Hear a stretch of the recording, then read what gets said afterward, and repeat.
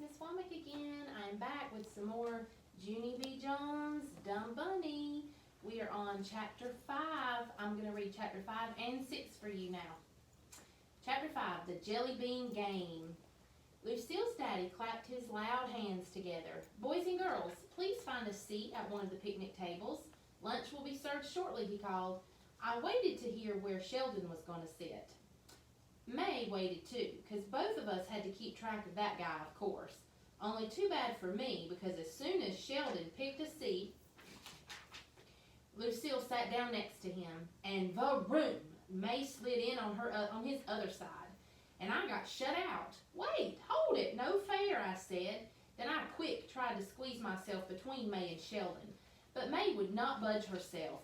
I did a grrr face at her. May hissed like a snake. I stood there very puzzled. I do not actually have a comeback for a hiss. Finally, I went to the other side of the table and sat across from them. That dumb May, I grumped to just myself. She keeps getting one step ahead of me today. Plus, Sheldon is one step ahead of me too. I looked across the table. Lucille was whispering to Sheldon very secret. May leaned her head over, and she listened through Sheldon's other ear. Whispers can come right through Sheldon's head, apparently. I put my chin in my hands. I don't stand a chance in this stupid egg hunt, I said to Herb. He gave me a little pat. Sometimes a little pat is all a friend can do. Only guess what? Just then, something very nice happened, and it's called Lucille's Nana walked over to where I was sitting, and she sat in a chair at the end of my table. I jumped up real thrilled. Nana, look, it's me, it's Junie B. Jones, and you were sitting right exactly next to me, I shouted. The Nana glanced her eyes at Lucille's mother and daddy. Yes, I know, dear, I lost the coin toss, she said, kind of annoyed. I sat down and tickled her arm. This reminds me of when we ate dinner together last year, I said. That was very fun, except I accidentally broke your crystal glass. Remember that, Nana, huh, do ya? The Nana nodded. Oh, yes, I remember, she said. I thought back. Plus, I accidentally busted your feather pillow, and if I'm not mistaken, I spilled beanie weenies on your expensive linen tablecloth, I said. The Nana looked at me. You're not mistaken, she said back. I smiled and patted her hand. Good times, I said. May heard me talking. Well, Lucille and I are going to have good times too, right, Lucille? When I come to swim in your pool, that will really be good times, she said. Sheldon looked at her and grinned. Don't count your chickens before they're hatched, May, he said. The Nana did a little chuckle. I think you mean hatched, dear. It's don't count your chickens before they're hatched, not hashed, she said. Sheldon raised his eyebrows. Really? Are you sure? 'Cause at our house, my Aunt Bunny brings chicken hash for dinner every Sunday, he said. Chicken hash is her specialty. He smiled real proud. Aunt Bunny was a chef in prison, he said. The Nana's face went funny. She lowered her head to the table and she rested her cheek on her napkin. I leaned my face down next to her. Speaking of bunnies, Lucille said the Easter Bunny would be here today. Only I haven't actually seen him yet, and so where is he anyway, Nana? I said. Lucille did a huff at me. Nosy Junie B. Jones, why do you have to ask that question, she said. My Nana does not want to talk to you about that, do you, Nana? You made a teensy little mistake about that bunny, and you don't want anyone to know about how you almost ruined the party. The Nana did a groan. Lucille kept on talking. My Nana was in charge of hiring the Easter Bunny. Only instead of hiring the real Easter Bunny, she hired a cheap fake Easter Bunny. Right, Nana? The Nana did not reply. Lucille went on. The fake bunny came to our house to get his pay yesterday, only his fur was real matty, and the top of his ear was chewed off.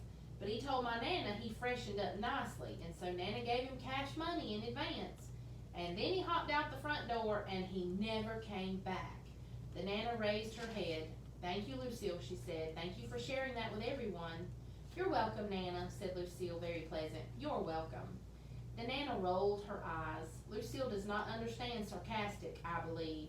Just then, Lucille's daddy stood up at his picnic table, and he said it was time to get this show on the road.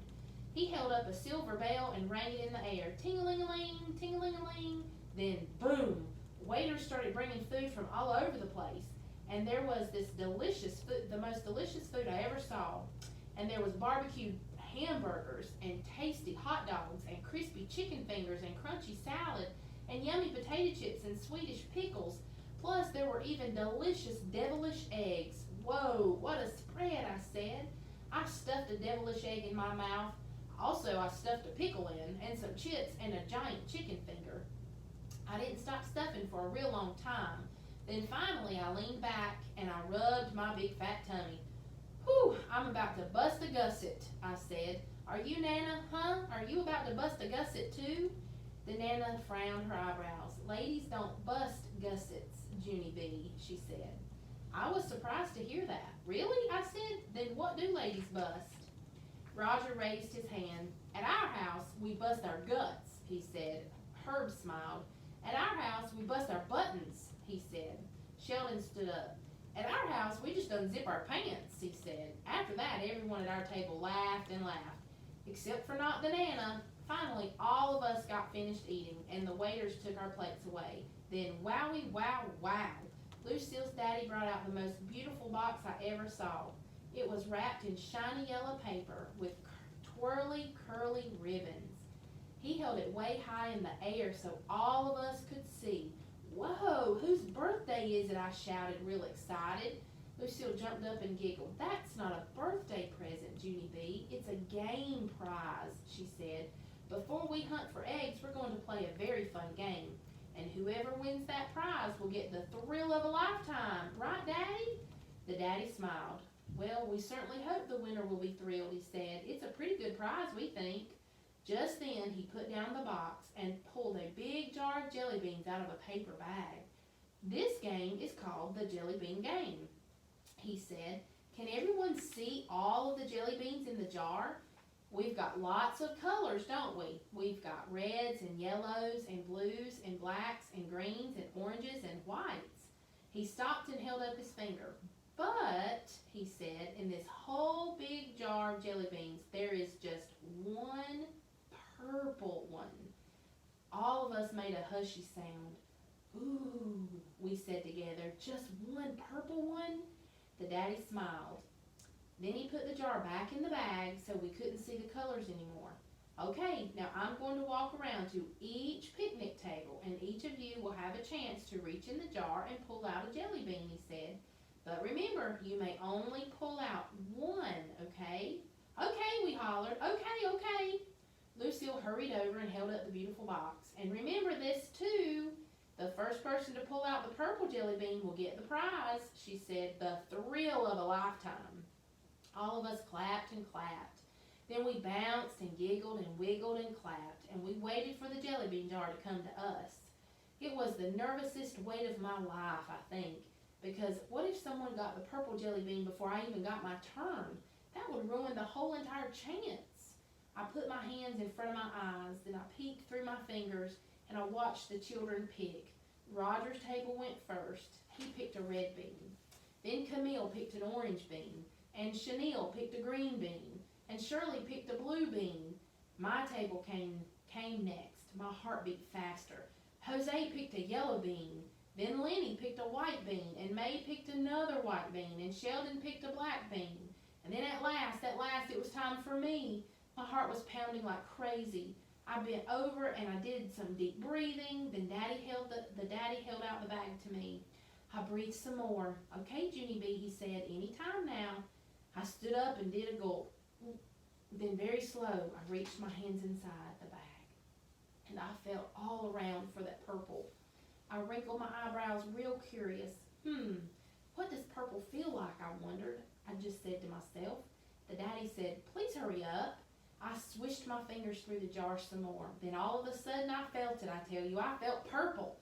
It felt roundish and beanish and purplish. I grabbed it real tight. Then I quick pulled my hand out of the jar. I opened up my fingers and guess what? Chapter 6. It was purple, that's what. I jumped up and down and all around. Purple, I got purple, I shouted. I'm getting the thrill of a lifetime. I skipped over to May and I smiled real big in her face. Then I skipped to the middle of the tables and I did a giant bow.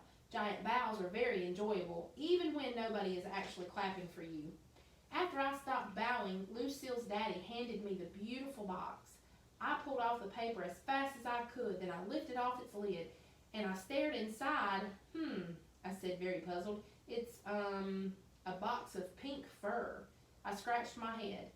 I've always wanted a box of pink fur. Possibly, I said. Lucille laughed real loud. Silly Junie B. Jones, it's not just a box of pink fur. Take it out so you can see what it really is, she said. Then just as I was about to pick it up, Lucille grabbed the pink fur. She held it up in front of me, and that is the last actual fun I had at the party. A bunny suit! See? It's a bunny suit, shouted Lucille. Junie B is going to be our party's very own Easter bunny. May laughed real loud. She's going to be our dumb bunny, you mean, she called out. Junie Jones is going to be our very own dumb bunny. Just then, the rest of the children began to laugh too. Lucille stomped her mad foot at them. Stop it, she said. Junie B is not going to be our dumb bunny. She is going to be our Easter bunny. This is the finest bunny costume money can buy. She held it out to me. Here, Junie B, put it on and show everyone how cute it is. She handed me the costume. I swallowed real hard. Yeah, only there's one problem, Lucille. I don't actually like costumes that much. Not even at Halloween, I said. Mostly, I just like dressing up as Junie B. Jones, and that's all.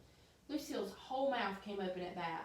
She put her hands over her ears. Oh, no, do not tell me that, Junie B. Jones, she said. You have to be the bunny. You have to. She ran to her daddy and pulled on his arm. Make her, Daddy. Make Junie B be the bunny. Make her, she yelled. Lucille's daddy rubbed his chin. Well, we certainly would like it if Junie B was the bunny, he said, but we can't really make her, Lucille. Lucille jumped up and down at me. You're going to ruin my whole party. Junie B. Jones? We hired an expensive photographer and everything. We're all supposed to get our pictures taken with you. My ears perked up at that news. Pictures? I said, kind of curious. Lucille nodded. Yes, pictures, she said back. The photographer has a seat set up for you in the flower garden. My ears perked up some more. A seat, I said. You mean like a Santa seat? Lucille jumped way high in there. Yes, exactly like a Santa seat, she said. The photographer is waiting for you. You're going to be a celebrity, Junie B. Will you do it, huh? Will you? I sat down in the grass to think about it. Lucille's daddy bent down next to me. You don't have to do this if you don't want to, Junie B, he said. But we do need to get on with the party, so you got to make up your mind, please. Do you want to be the bunny, or do you want us to get someone else? Just then, Sheldon shot his hand in the air. I'll do it, he yelled real excited. I would love to have my picture taken with everyone. Me too, hollered Shirley. I would love to do that too. I looked at those two kind of curious. Maybe I was wrong about this situation. Maybe being a famous bunny really was the thrill of a lifetime. I pulled the bunny suit closer to me. Then, very slow, I put one foot inside of the costume, then the other foot, then zip, zip, snap. The daddy fastened me up, and bingo, I was the bunny. All right, Miss Queen will read the next two chapters to you later. Bye, guys.